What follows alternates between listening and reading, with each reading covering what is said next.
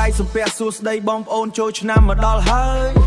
មេសាមកដៅឡើងកប់តែចិត្តយើងត្រជាក់ដោយទឹកអប់កាមលេះវាយ៉ាងម៉េចចង្វាក់ដូនតាបុកជាមួយស្ទាយកូនខ្មែរជំនាន់ថ្មី Ready let's go ការសម្ពូនរីកស្គូស្គីដល់វេលាត្រូវសប្បាយលឺសូភ្លុំបីវីរនាតចិត្តលេងខ្វល់រឿងអំពើទាំងឡាយលឺសូភ្លុំបីវីរចិត្តលេងខ្វល់លឿងឲ្យផ្អើយប់បោះអង្គុញកាច់ចង្កេះតម្រង់កុលចំចោលឈូងហោះវឹងចាប់ឲ្យជាប់កុំឲ្យរលំនារីរំវងលាក់កន្សែងសៃចុកអាយពេញភូមិលោតបាវដួលច្រងងាងក៏នៅតែសោចនេះហើយភាពចិត្តដុំ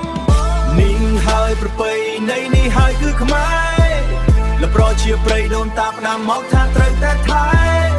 ចូលឆ្នាំសប្បាយលើកតម្លៃវប្បធម៌ឲ្យខ្ពស់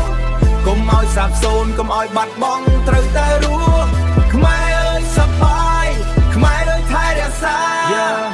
ទាញព្រាត់ជើងឈរឲ្យរឹងហឹងកម្លាំងមាំមួន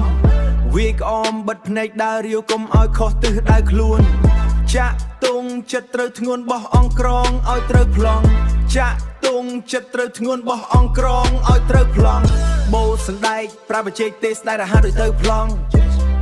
បូតសណ្ដែកប្រាប់បច្ចេកទេសស្ដែករហ័សដូចហោះត្រង់អុកចត្រកង់លបែងបញ្ញាដើរកាឡាឲ្យឆ្លាតវៃ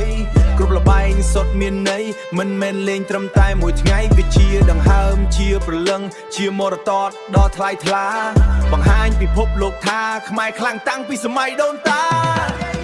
នេះហើយប្រពៃណីនេះហើយគឺខ្មែរលប្រជាប្រិយដូនតាផ្ដាំមកថាត្រូវតែថែ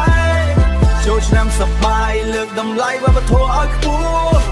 កុំឲ្យសាបសូន្យកុំឲ្យបាត់បង់ត្រូវតែរស់ខ្មែរអើយសប្បាយខ្មែរអើយថែរក្សា